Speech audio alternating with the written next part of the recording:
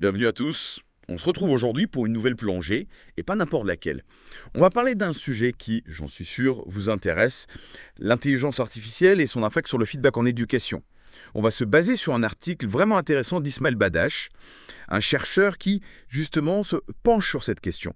Accrochez-vous, parce qu'on va découvrir comment l'IA, en particulier les outils de génération de texte, pourrait bien révolutionner la façon dont on donne, et on reçoit du feedback pour apprendre plus efficacement. Ah oui, c'est passionnant. Souvent, on a une vision un peu simpliste du feedback, on le réduit à une simple correction, mais en réalité, c'est un outil qui a un potentiel énorme pour transformer l'apprentissage. Complètement.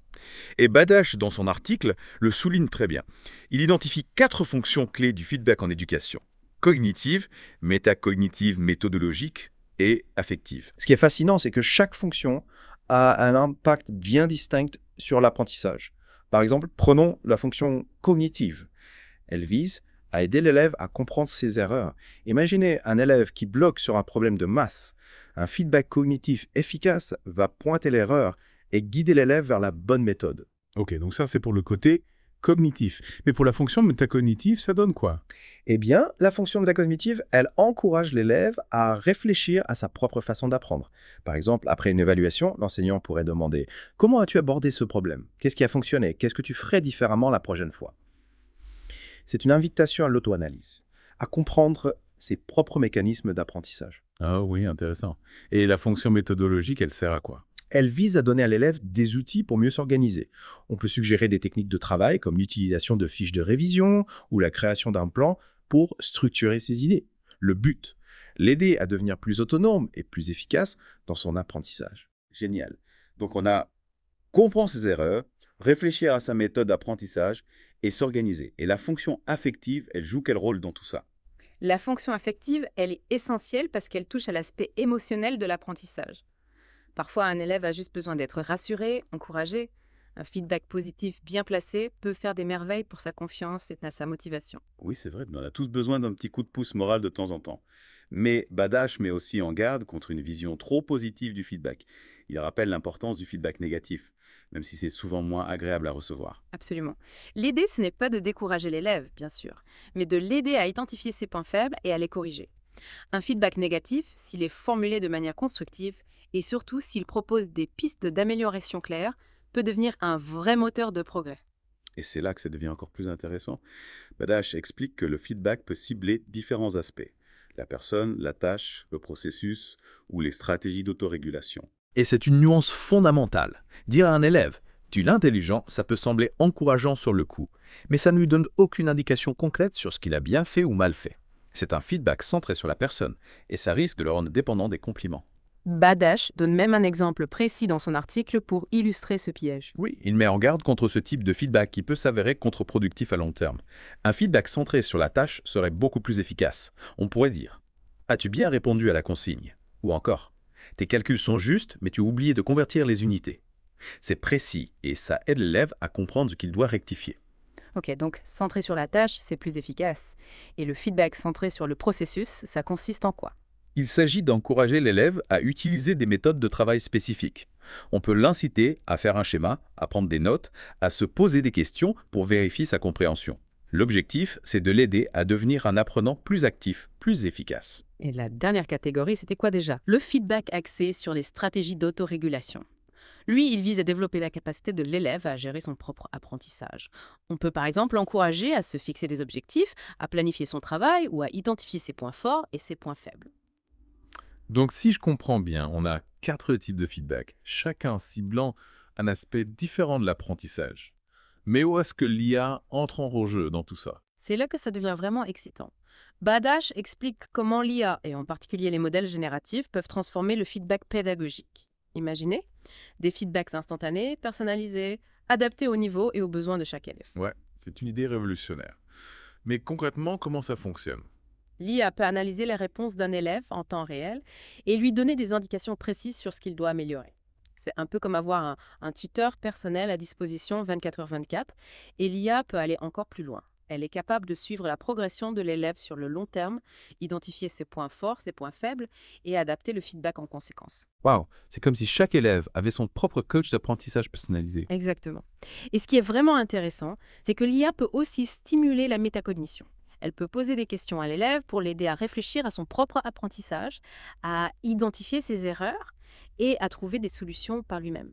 J'imagine que ça peut être très puissant pour développer l'autonomie des élèves. Tout à fait. L'objectif final, c'est d'aider l'élève à devenir un apprenant autonome, capable de progresser par lui-même sans avoir besoin d'être constamment guidé. Et Bédas mentionne aussi un autre avantage de l'IA, la réduction de l'anxiété liée aux évaluations. Comment ça se fait? L'IA peut adapter le ton du feedback, utiliser un langage bienveillant pour que l'élève se sente plus à l'aise, plus confiant dans son apprentissage. On sait que la peur de l'échec peut être un frein énorme à l'apprentissage. L'IA peut aider à créer un environnement plus serein, plus positif. C'est un aspect vraiment important qu'on oublie souvent.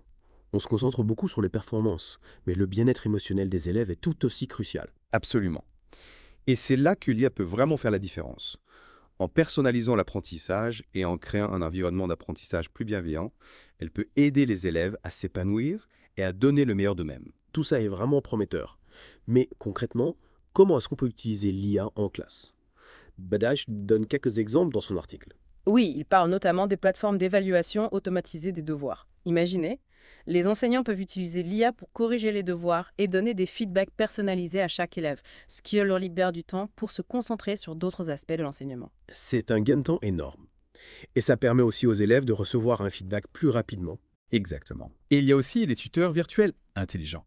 C'est comme avoir un assistant pédagogique disponible 24h24, capable de répondre aux questions des élèves, de leur expliquer des concepts difficiles et de les guider dans leurs exercices. C'est incroyable. Ça ouvre des perspectives fantastiques pour l'apprentissage individualisé. Chaque élève peut progresser à son rythme en fonction de ses besoins. Tout à fait. Et n'oublions pas les simulations et les jeux éducatifs. L'IA peut créer des scénarios immersifs où les élèves apprennent en expérimentant, en faisant des choix et en observant les conséquences de leurs actions. C'est une manière beaucoup plus engageante et ludique d'apprendre que les méthodes traditionnelles. Tout cela semble révolutionner l'éducation telle qu'on la connaît. Mais il est important de rappeler que l'IA est un outil, pas une solution miracle. Je suis entièrement d'accord. Badash insiste beaucoup là-dessus. L'IA n'est pas là pour remplacer les enseignants. Au contraire, elle doit être utilisée comme un complément à leur travail, pour les aider à mieux accompagner leurs élèves. C'est rassurant d'entendre dire.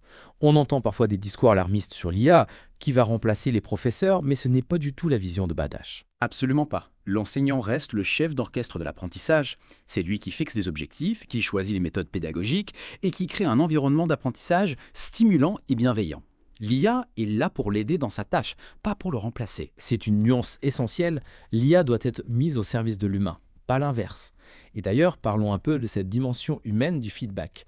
Badash souligne que le feedback peut avoir un impact émotionnel important sur les élèves. Oui, c'est un aspect crucial. Il ne faut jamais oublier que derrière les notes, les évaluations, il y a des individus avec leurs émotions, leurs forces, leurs faiblesses. On a tendance à l'oublier parfois, emporté par la course aux résultats. C'est vrai. Et c'est là que la sensibilité humaine de l'enseignant est irremplaçable. L'IA peut analyser des données, repérer des erreurs, suggérer des exercices, mais elle ne peut pas remplacer la compréhension empathique, l'encouragement, le soutien émotionnel qu'un enseignant peut apporter à ses élèves. Donc si je comprends bien, l'IA et l'enseignant doivent travailler en synergie, chacun apportant ses forces pour créer un environnement d'apprentissage optimal. Exactement. L'IA peut automatiser certaines tâches, personnaliser l'apprentissage, fournir des données précieuses sur la progression des élèves. Mais c'est l'enseignant qui donne du sens à ces données, qui adapte son approche en fonction des besoins de chaque élève, qui crée un climat de confiance et de bienveillance dans la classe. L'IA comme allié de l'enseignant et non comme une menace. C'est une vision rassurante et pleine d'espoir pour l'avenir de l'éducation. Tout à fait. Et je pense que Badash le dit très bien dans son article.